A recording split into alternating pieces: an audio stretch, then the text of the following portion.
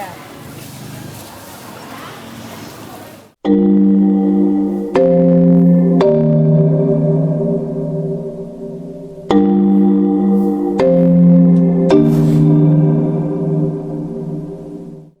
the heart of Dumaguetes Market, vendors feel the rise in prices every day. Behind every stall is a person struggling to adapt, their stories showing the struggles behind the food we buy.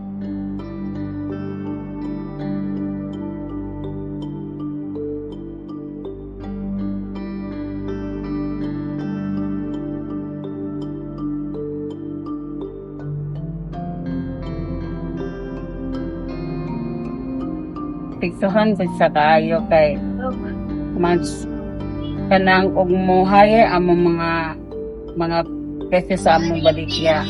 So mag-adjust po mi sa una mo kay ang ubang mga customer gamay ra po ilang papalit. So tiktuhan gud kayo pag ni kay maglisod naman ni ko.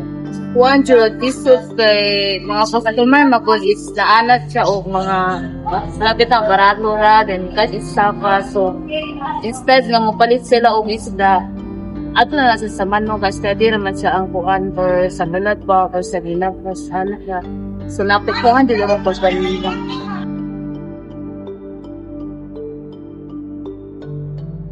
Agad mo kung sa presyo sa supply kuwaan. So kung high kung sa dato mahay po may kay alam mo babot yung wala ginansya. Ra lakansi jud ni sige kung 50 kay siyempre maahag man mo barato ang among isda kay kuan man kanang tungod sa mahal kay pagpagsak so lakansi ni mangisa na po mahal parang pati na po gawa pa siya pa.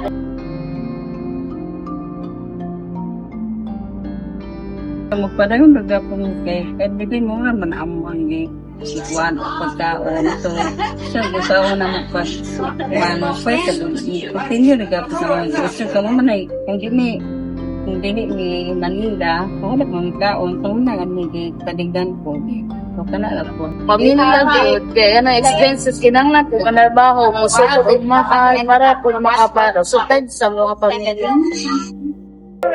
As Dumaguete City faces rising living costs, understanding the causes and solutions helps everyone cope better and support local livelihoods.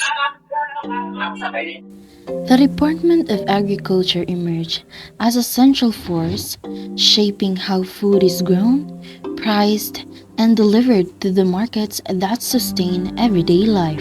Amo lang ang ginabantayan na everyday og nitaas ba or ni ubos kay dili man gud kaayo namo makontrol ang ilahang mga kanang sudden changes of prices kay kami igo lang gid may makamonitor so CDA kay wala siya kanang authority to kanang mo direct og ingon nga taas kay inyong presyo obsi na ninyo na walay ingon na nga kuan gid CDA pero mo is monitoring lang din mo kan lang sa other agencies na yun na nga namin na detect so sila may sa implementation na. Through constant monitoring, farmer and vendor support, and long-term climate resilience strategies, the Department of Agriculture stands as the vital link connecting farmers, markets, and consumers. Farmers are facing poor harvest, tough weather, and rising cost. These affects the whole market, raising prices and reducing profits.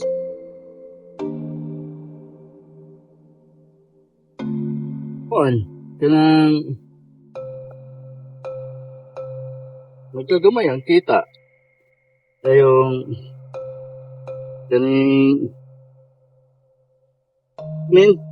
minsan kanang taas ang presyo ng abono at saka hilo tapos ang produkto barato pag ang kita ang kantikto ana kanang pag harvest sa among tanong nga brato kayo og presyo nya ang abono mahal pud kayo dili ka afford sa among kita yung kuan kinahanglan ni financial nga kuan budget kay dili ka paigo sa among kita sa among pang adlaw-adlaw nga kinahanglan.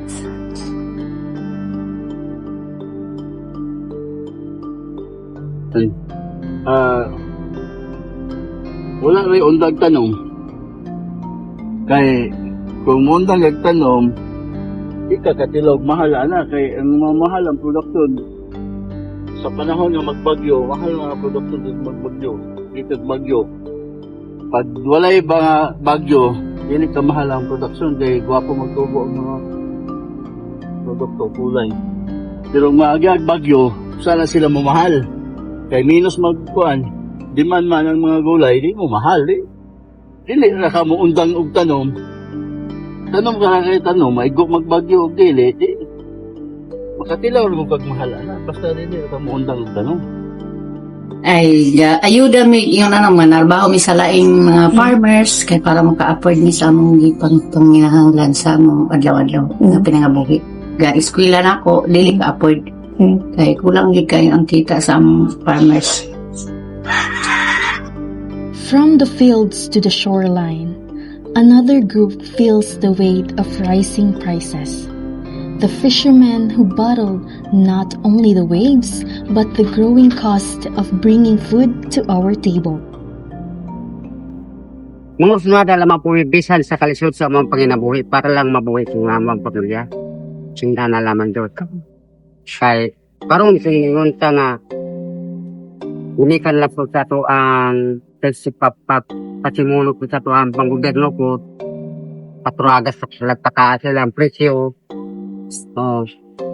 Kaming mga ng pobre rin mi kayo ginagmayran pa pinabuhi na mo idoot yung scholarship po itinuod kay di mami pwedeng presyo sa mo ang kuan magdepende lang sa mga nasa tindahan usay nilang presyo maalong dyan ay mahimik mo taas magod ang ilaha pong diesel o kuan kaya lang mas mga panatoron gasolina yun pataas na po sila city kaming yung mananagat bahala na ako binagmay lang na magwanta lang man din para lang ako na makasuporta po min sa isa ginagmay at least nakasupport kami sa mga estudyante po kaya dahil ka ng tingamihan ka maron may pamamay ka po ilukog dagat ka inong kahanin man makabuilo may dagat ka ng linaw lantak ng dagat pero yung naring hangin maglisod dumi right hangin man ang isda po bulungon magpayo na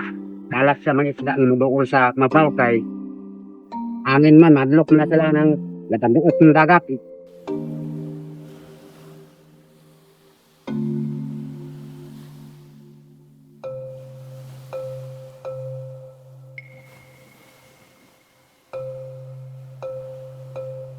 kanina ay advisory nga dili pwede mo mulagod kay tungod na ibagyo mo padulong especially kani mga gagmay ra nato nga mga kuan ng isda gani so mo na ug na sila kuha na pag dala na sa Changi medyo taas gina siya kay limited supply siya mga kalihukan nga ato ang nahatag no sa ilaha.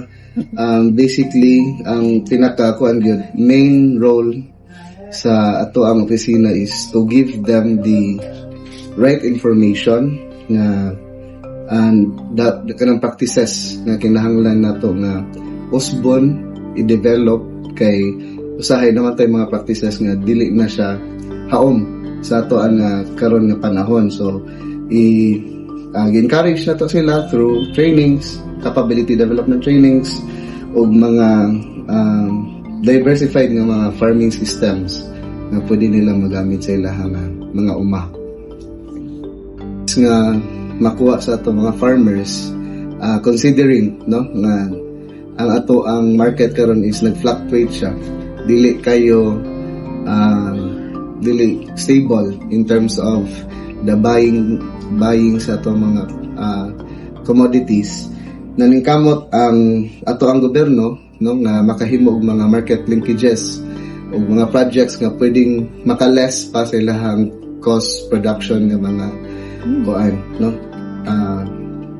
galastuhan so Usa na naghimo og mga farm to market roads, mga different nga trainings on value adding, no, kanang pagdungag instead nga raw nga crop lang or raw product lang ang ihatag sa atong farmers, nag-create ta og value added nga mga products nga, for example sa ato ang coconut, himuon siyang virgin coconut oil, no, naabot tay mga coconut coir, no, mga fertilizers nga pwede pa makuha pod directly sa raw product. So value adding, no, mao po na ang main nga gihatag sa ato.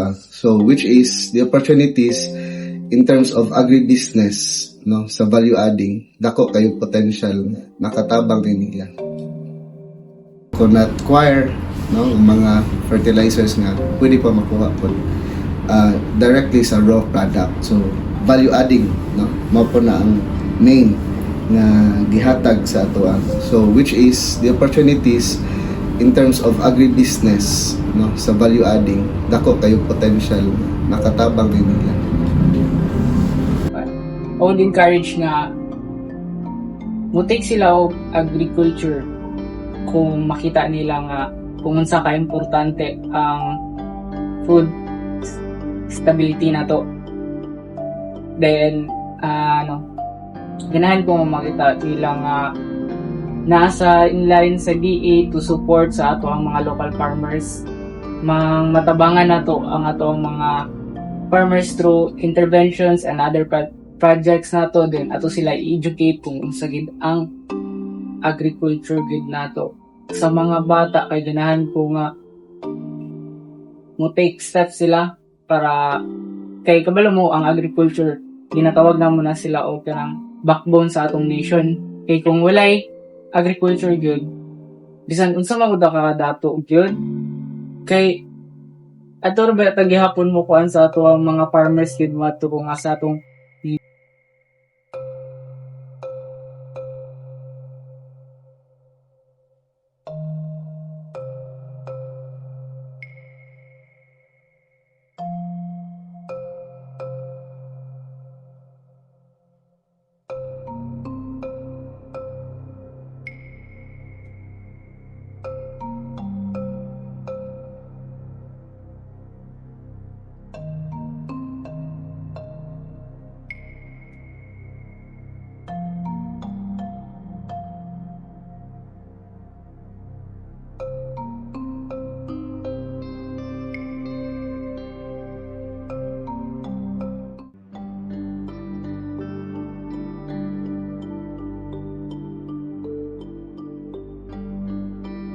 From the fields to the market stalls, the rising prices we face are rooted in shared challenges, and through the Department of Agriculture support, farmers, vendors, and communities remain deeply connected in the fight to keep food available, fair, and sustainable for all.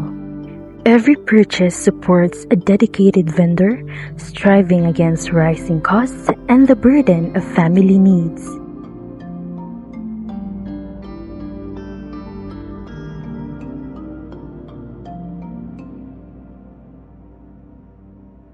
Behind every price tag in the market is a chain of people working together. The Department of Agriculture supports farmers through programs, guidance, and resources to improve production and stabilize supply. Farmers, in return, bring food from the fields and seize despite rising costs and uncertain harvests. Vendors become the bridge, delivering these goods to the community. When one part of this chain struggles, everyone feels the impact. But when they work together, the market continues to move and Dumagueta's food system survives.